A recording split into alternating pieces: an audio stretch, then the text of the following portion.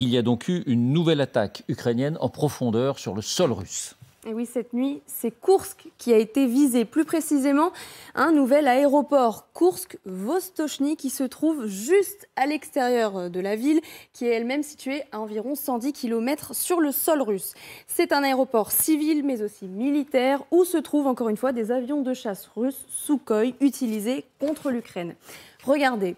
Tôt ce matin, vers 6 heures, une explosion frappe l'aéroport et deux dépôts pétroliers qui se trouvent juste à côté des pistes. Les habitants filment ces flammes dans la nuit noire. L'incendie est gigantesque. Il se prolonge après le lever du soleil. Et regardez cette immense panache de fumée très noire. A posteriori, on comprend effectivement que l'attaque a touché deux dépôts pétroliers selon le gouverneur russe de la région.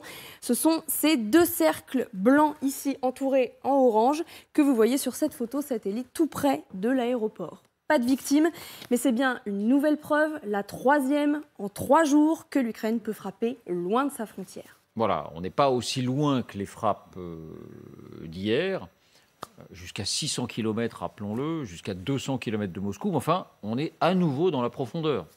On n'est pas à Belgorod, on est beaucoup plus loin que Belgorod. Deuxième question, que révèlent les dernières informations justement sur ces frappes d'hier, parce qu'il y a du nouveau?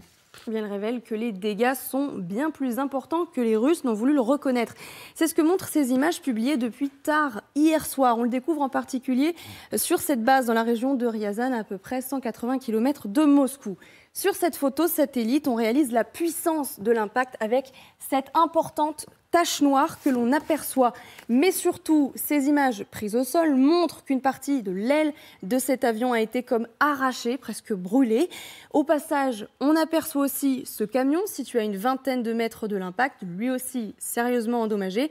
Bref, les drones ukrainiens n'ont visiblement pas été interceptés en vol, comme le prétendent les Russes, mais ils ont bel et bien explosé. Des débris n'auraient sans doute pas pu provoquer de tels dégâts.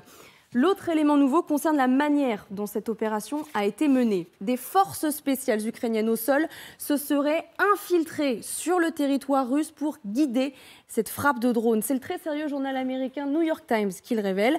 Ça signifierait donc que des commandos ukrainiens ont pu pénétrer à plusieurs centaines de kilomètres à l'intérieur du territoire russe.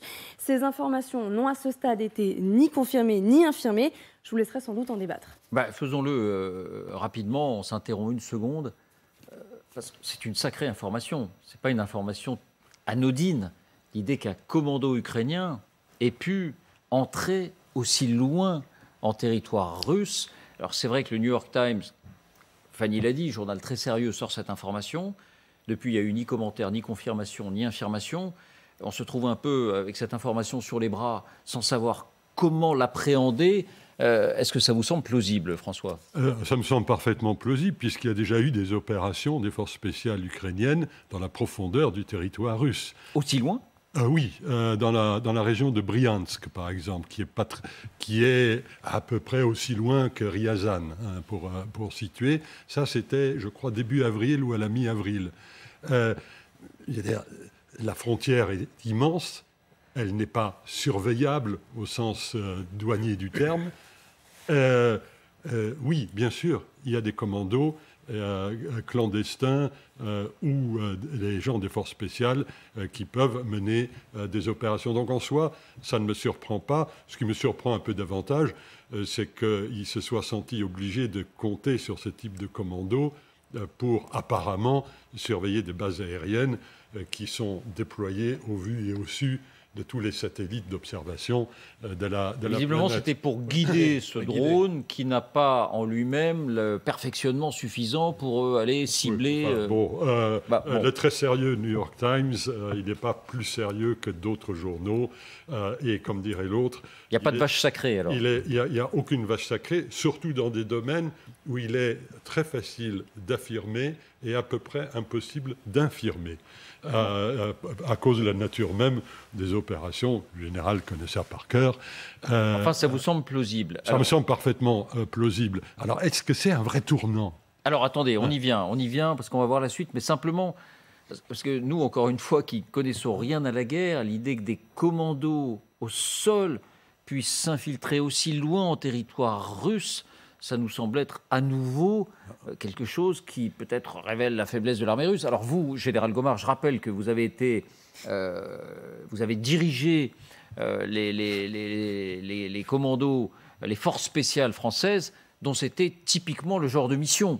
Hein, ces commandos qui peuvent s'infiltrer, qui peuvent mener des opérations spéciales. Est-ce que vous aussi, ça vous semble plausible?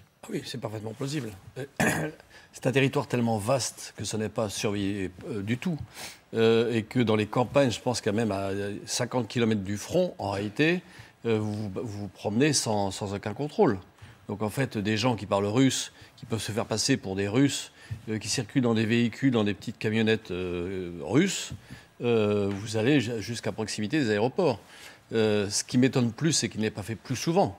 Et depuis le début, j'ai déjà dit sur ce plateau, pourquoi est-ce que finalement, il ne frappe pas le territoire russe? Ils n'avaient pas la capacité, sans doute. Aujourd'hui, ils ont acquis cette capacité. Alors, grâce aux Occidentaux ou seuls, ils utilisent visiblement des vieux drones qu'ils ont sans doute améliorés et qui ont permis de cibler ces deux bases qui sont effectivement qui sont à 200 km, je crois, de Moscou, pour celle de Ryazan. C'est assez... Moi, je trouve ça assez symptomatique. C'est-à-dire qu'en fait, l'Ukraine porte le fer en Russie, alors que jusqu'à présent, les Russes portaient le fer en Ukraine. Bon. On va, juste avant d'aborder ça, ce que l'on sait, les trois autres questions. Fanny, donc troisième question, comment expliquer, et là on en sait un peu plus aussi peut-être, que les batteries antiaériennes russes n'aient pas pu défendre des sites aussi sensibles? Eh bien, il y a deux hypothèses. La première, c'est que cette armée russe est décidément beaucoup plus faible que ce que l'on imaginait. Mais la deuxième émane de ces fameux observateurs ukrainiens ou occidentaux qui analysent le conflit et les images du conflit depuis le début de la guerre. Cette hypothèse, c'est que les défenses russes auraient été trompées. En clair, les Ukrainiens auraient fait passer le drone pour un avion de chasse russe. Comment ? Tout simplement en y ajoutant le transpondeur, la carte d'identité en quelque sorte, d'un avion russe récupéré par Kiev beaucoup plus tôt dans la guerre. Dans ce cas, les radars russes auraient bien détecté un appareil, mais l'auraient identifié comme l'un des leurs et n'auraient donc pas tiré. Quatrième question, Fanny, Vladimir Poutine a-t-il réagi ? Eh bien oui, Vladimir Poutine a convoqué ce matin un conseil de sécurité pour discuter, je cite, de la sécurité intérieure russe. Voici l'image de ce conseil. Le site officiel du Kremlin l'indique lui-même sans donner plus de détails. Mais on sait que ces conseils de sécurité réunissent généralement, et celui-là d'ailleurs ne fait pas exception, le Premier ministre Mikhail Mishustin, mais aussi le vice-président du Conseil de sécurité et ancien président Dmitry Medvedev, le ministre de la Défense Sergueï Shoïgu, ou encore le directeur du service de renseignement extérieur Sergueï Naryshkin notamment. C'est dire, vous l'avez dit d'ailleurs, que ces frappes sont prises très au sérieux. Le porte-parole du Kremlin, Dmitry Peskov, indique que, je cite, des mesures nécessaires sont prises pour renforcer la sécurité la défense du territoire russe. On en parlait justement il y a un instant. Bien, oui, restez avec nous parce qu'on va, en cinquième question, évoquer à nouveau ces gesticulations sur le nucléaire.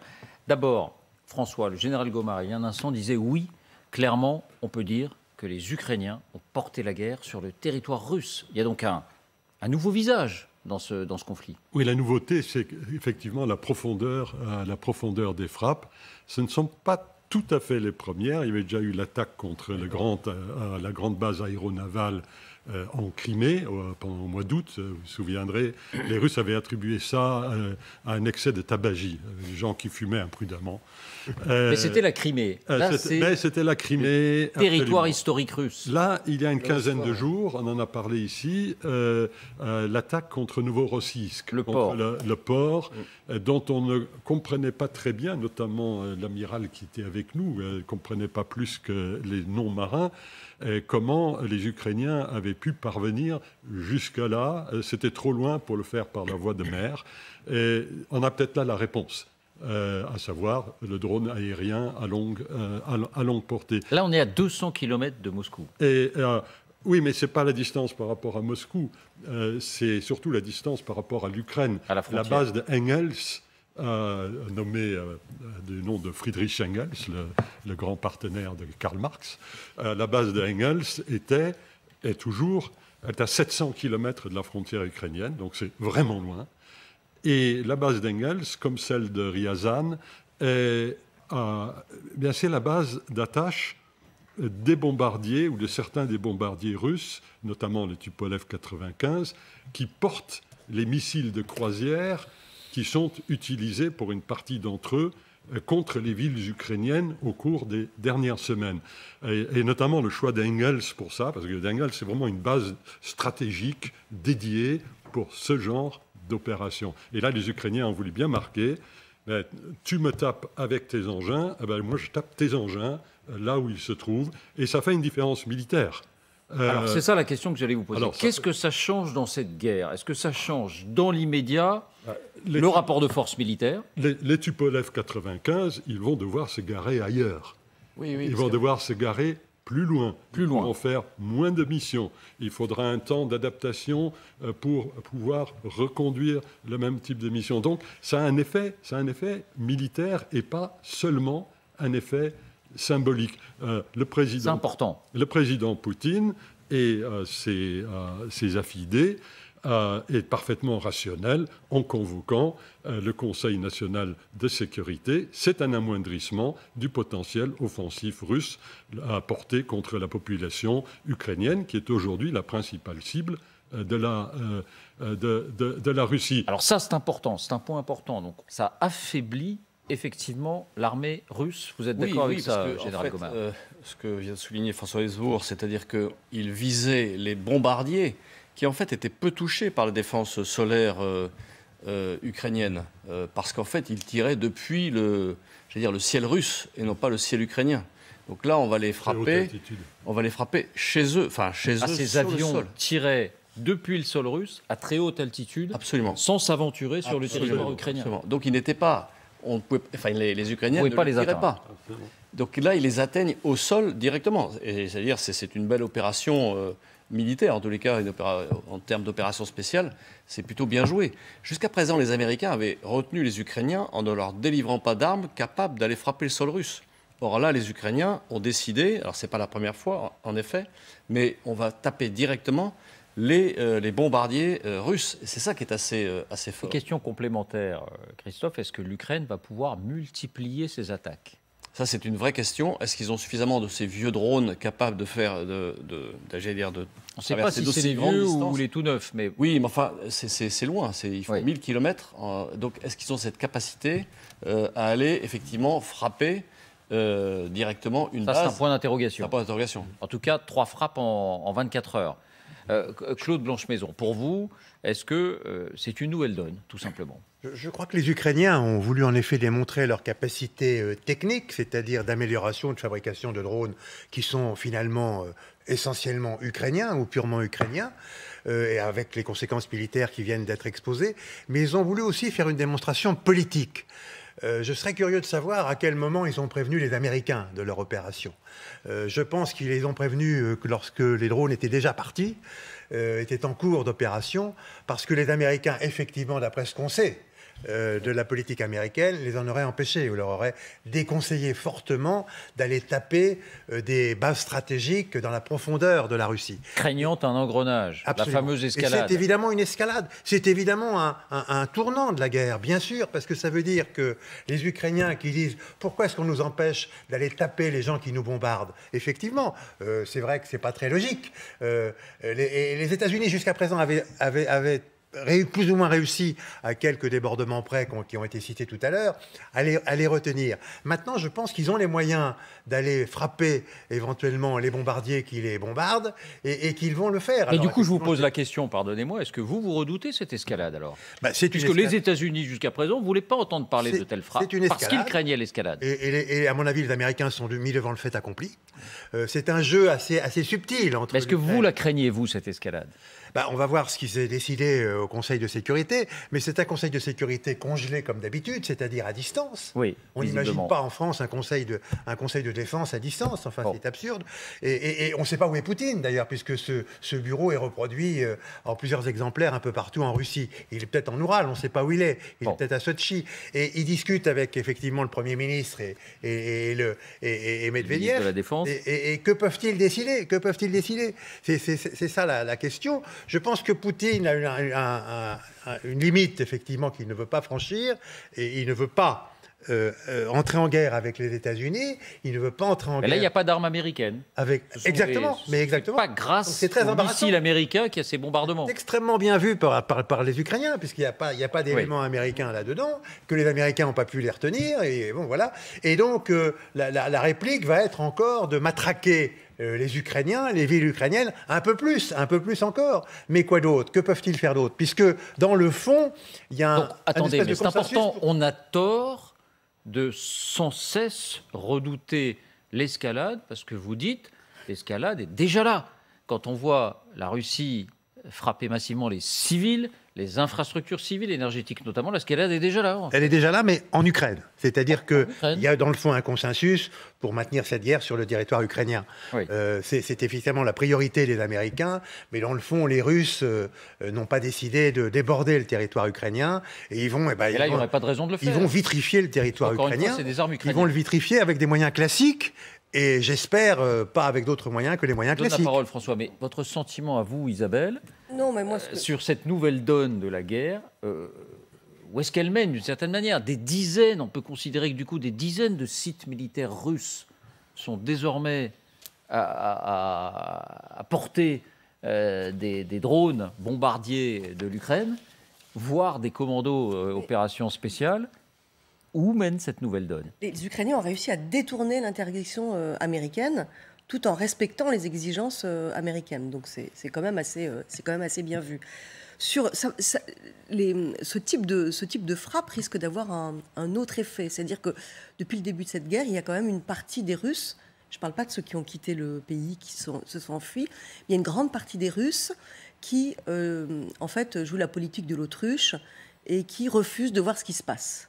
Donc les Russes se sont enfermés dans une espèce de bocal parce que c'est le seul moyen pour eux de supporter la violence de cette guerre contre l'Ukraine. Et donc ils regardent ailleurs. Et donc cette guerre n'existe pas. Et finalement, c'était assez facile. Il y a eu une première entaille à cette espèce de confort dans lequel les Russes se sont installés. C'était la mobilisation partielle. D'un seul coup, les Russes étaient concernés parce que les jeunes devaient aller se battre. Là, c'est la deuxième entaille. Parce que la guerre est arrivée en Russie. Donc, ça veut dire quoi? Ils vont le savoir, forcément. Ça veut dire que les Russes... oui, ils vont le savoir, ils vont avoir peur, ils vont voir les effets de la guerre. Alors, la propagande va bien évidemment retourner le truc en disant c'est pas la Russie qui a attaqué l'Ukraine, mais c'est l'Ukraine et l'OTAN qui ont attaqué la Russie. Regardez la preuve. Mais ils risquent de commencer à sentir en fait la guerre sur leur territoire. Alors quel effet ça aura sur la population? Et quel effet ça aura aussi sur cette partie infime de ce qui reste de l'élite ou même au sein du pouvoir qui, en fait, commence à désavouer, enfin, dans quel pourcentage, on n'en sait rien, il faut rester très prudent, mais Vladimir Poutine. Donc ça va être très intéressant. Mais ça ne pouvait que se terminer comme ça. Quel effet cela aura pour vous, François? Alors, d'abord, l'effet sur les décisions du gouvernement russe, je pense, seront très faibles. La Russie et les responsables actuels de la Russie connaissent et respectent la logique, la syntaxe et la grammaire de la guerre. C'est quelque chose qu'ils comprennent. Ils ont beaucoup de défauts, mais parmi leurs défauts, il y a aussi celui-là qui, en l'occurrence, est une qualité. Il y a la notion que l'on va songer à utiliser l'arme nucléaire pour riposter à ce qui est un événement normal d'une séquence guerrière. Ça, c'est un truc d'occidentaux qui ont complètement oublié ce que c'est que la grammaire et la syntaxe de la guerre. Donc là, pour le coup, je suis plutôt rassurant. Alors, regardons tout de suite. Premier effet. Regardons tout de suite, pardon François, je vous interromps parce que restons un moment sur cette idée de riposte nucléaire, parce qu'à chaque fois on évoque les lignes rouges. Et voyons avec vous, c'est la dernière question Fanny, encore une fois certains craignent l'escalade, on ira après au-delà sur les autres effets. Mais au-delà de la réunion du Conseil de sécurité russe, cette question, elle est déjà agitée, cette question de la riposte nucléaire. Oui, c'est à la fois, vous le disiez, une gesticulation classique, mais en même temps à laquelle il faut peut-être prêter attention. Des voix s'élèvent en Russie pour demander une riposte nucléaire, Comme cet homme, Alexei Jivov. C'est un des blogueurs militaires russes les plus suivis avec sa chaîne Telegram auprès de 36 000 abonnés. Et voici sa réaction à ces attaques sur le territoire russe. Regardez, la situation est plus grave qu'il n'y paraît. Il affirme catégorique, l'attaque d'Engels est une raison légitime à une frappe nucléaire. Il s'appuie, selon ses dires, sur les textes de loi qui fondent la doctrine nucléaire russe. Selon lui, l'un des articles de ces textes affirme qu'en cas d'attaque ennemie sur les infrastructures étatiques ou militaires critiques de la Fédération de Russie, eh bien, il est possible d'enclencher des représailles nucléaires. Et il conclut donc, à partir de maintenant, la Fédération de Russie répondra en toute légitimité à l'agression par votre anéantissement nucléaire complet. Voilà, il s'est promu dans son esprit président de toutes les Russies et chef des armées. Merci Fanny. Donc, pour vous, François, ça n'est pas sérieux. C'est du classique. C'est du même ordre que les commentaires de Solovyov ou de la Simonian il y a 3 mois, 4 mois, 5 mois, sur le fait que Paris serait détruit en 12 minutes, Berlin en 8 minutes, Londres en 14 minutes. Et c'est du même ordre. C'est pour faire peur aux petits-enfants. Mais c'est encore une ligne rouge qui tombe. Mais non, alors là, pour le coup, il n'y a pas eu de ligne rouge officielle russe dans ce domaine. Jusqu'à présent, à ma connaissance, parce que c'est plein de choses que je ne sais pas, hein, mais à ma connaissance, les Russes sont restés scotchés à leur propre doctrine nucléaire telle qu'elle est énoncée. Ils sont restés dans une logique, dans un dialogue dissuasif assez classique, jusqu'à présent. Ça peut toujours changer, mais je ne pense pas que c'est cela qui va changer. Mais un autre effet, et ça je rebondis sur ce qu'a dit Isabelle, c'est l'effet sur la population russe. D'abord, la population russe a été informée hier par le porte-parole du ministère de la Défense russe. C'est vrai. En minimisant, bien entendu, au passage, mais visiblement, effectivement, ça ne pouvait pas, là pour le coup, être caché. Mais ça rappelle autre chose aux Russes. Pour ceux qui ont un certain âge, qui sont ceux qui sont les plus pro-poutiniens. Parce que l'adhésion à Poutine est largement en fonction de l'âge des personnes. Les personnes qui ont l'âge d'aller se battre n'aiment pas cette guerre, et les gens qui ne sont pas en âge de se battre adorent cette guerre. Qu'est-ce que ça leur rappelle ? En 1987, Matthias Rust, un Allemand de 18 ans, prend son avion d'aéroclub et fait le trajet jusqu'en Russie et atterrit au pied du Kremlin sur la place rouge, en ayant passé à travers toutes les défenses antiaériennes du pacte de Varsovie, qui était en plénitude de ses forces à l'époque, et en traversant bien sûr celle de l'Union soviétique. L'effet sur le moral collectif soviétique, des élites et de la population, a été extrêmement sévère à l'époque. Parce que grosso modo, c'était... Sur le sien aussi, hein, parce qu'il a été emprisonné. Lui, il a dû payer un petit prix, mais enfin, bon, il n'a pas été... Il s'est mieux porté que Navalny. Et il a eu son quart d'heure de célébrité. Il a eu son quart d'heure de célébrité. Il vit, je crois, assez tranquillement maintenant. Mais ça a servi de révélateur. Ça a servi de révélateur. On nous avait dit qu'on avait une défense antiaérienne absolument imparable, un peu comme Göring qui disait « Vous pourrez m'appeler Mayer s'il y a la moindre bombe britannique qui tombe sur le territoire allemand ». Là, Matthias Rust, c'était ça. Et les bombes ukrainiennes contre les bombardiers stratégiques russes, parce que c'est de ça dont il s'agit, ça s'en rapproche sérieusement. Donc il y a un effet militaire direct, il y a un effet psychologique aussi, très fort, sur la population et peut-être sur une partie des élites russes, et peut-être sur une partie des élites militaires russes. Comment voyez-vous, le développement de cette situation et les effets qu'elle peut provoquer Je pense que ça peut fédérer, en effet, ça peut fédérer la population russe parce que la mère patrie est attaquée. Et je pense que la réaction qui va suivre va être une réaction où, effectivement, il va sans doute utiliser plus de missiles qu'il n'a utilisé s'il lui en reste suffisamment. C'est ça, on dit qu'il n'en a plus beaucoup. Oui, mais enfin, on dit de ça depuis longtemps. Et finalement, il continue à en utiliser régulièrement. Je pense qu'il va continuer de le faire. Aujourd'hui, en tout cas, rien du tout. Hier, on a vu 70 missiles russes, visiblement. C'est le temps de la réflexion. La plupart ont été interceptés, dit Zelensky. Oui, ça, c'est le temps de la réflexion.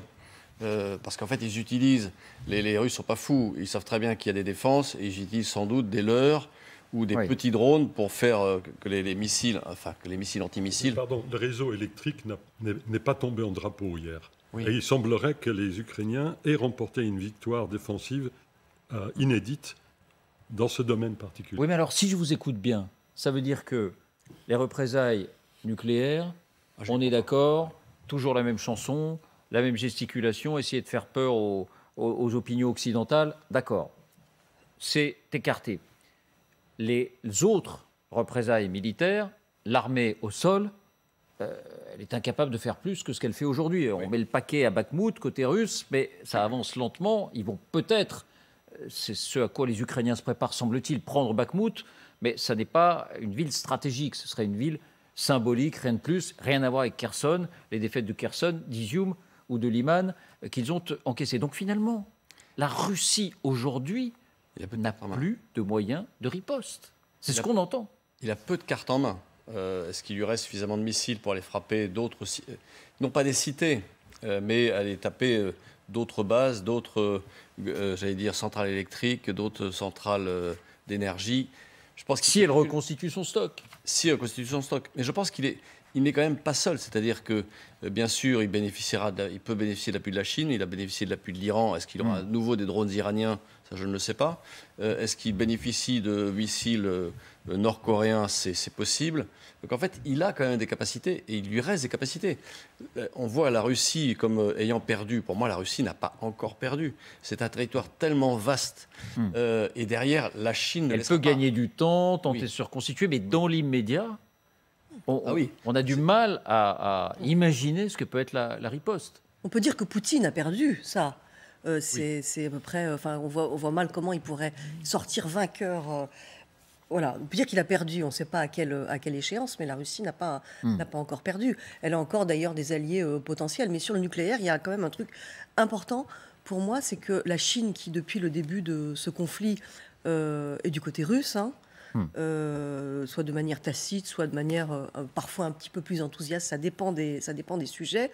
Sur le nucléaire, au G20, elle a essayé de sonner la fin de la plaisanterie. C'est-à-dire qu'il y a eu vraiment, visiblement, une menace de la Chine vis-à-vis de Vladimir Poutine. Donc quand vous voyez ces éléments radicaux qui disent le cadre, on rentre dans le cadre de la riposte nucléaire... Ce qui est vraiment important, c'est le message chinois passé à Vladimir Poutine. Et ça, c'est important. Et ça veut dire vraiment quelque chose. Alors que ça, c'est du... Oui, c'est ça, c'est pour amuser les enfants. Pour faire peur à la galerie. La gesticulation. Pour vous aussi? Oui. La riposte sera évidemment avec des moyens uniquement classiques, mais je crois qu'il faut quand même... mais alors, quelle riposte? Se méfier, parce qu'en effet, d'abord, il y a l'artillerie, et les obus d'artillerie, les Russes les fabriquent. Ils en fabriquent autant qu'ils veulent dans leur industrie militaro-industrielle, et depuis la rive gauche... Ça, c'est sur le champ de bataille. C'est sur le champ de bataille. Et ça permet d'annihiler complètement Kherson. On a vu les dégâts sur Bakhmout. Tout à fait. Et à Kherson, c'est pareil. Donc, les villes qui peuvent être atteintes par des obus tirés par des canons d'artillerie seront complètement aplatis et annihilés. Et puis pour le reste, effectivement, il y a cette incertitude sur combien il reste de missiles. Mais c'est vrai, moi je suis d'accord avec le général, ça fait 2 mois qu'on entend dire qu'ils n'ont plus de missiles, et puis ils en ont encore. Donc peut-être bricolent-ils, peut-être en trouvent-ils chez les États voyous, peut-être en trouvent-ils au marché noir, je ne sais pas. Mais ils ont encore la capacité d'envoyer des missiles sur des objectifs urbains. Les gares et les nœuds ferroviaires ont été assez peu touchés. Le système de transport, l'infrastructure de transport est peu touchée, bizarrement d'ailleurs, tant mieux, mais c'est comme ça. Ils sont attaqués à l'électricité, et essentiellement au système de l'eau, qui est lié d'ailleurs, pas au chemin de fer.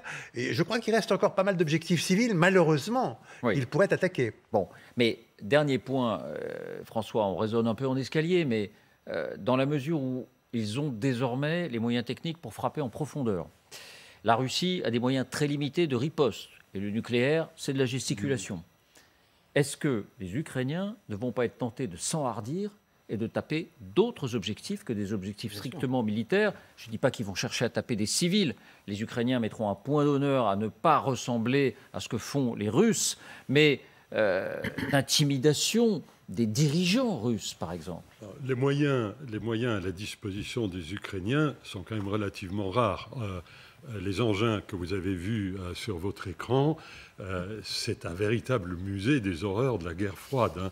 À la fois du côté russe, où vous voyez, il y avait une photo où on voyait une douzaine de bombardiers avec des Tu-95 qui remontent aux années 50. Et là, cet engin de cirque là, ukrainien...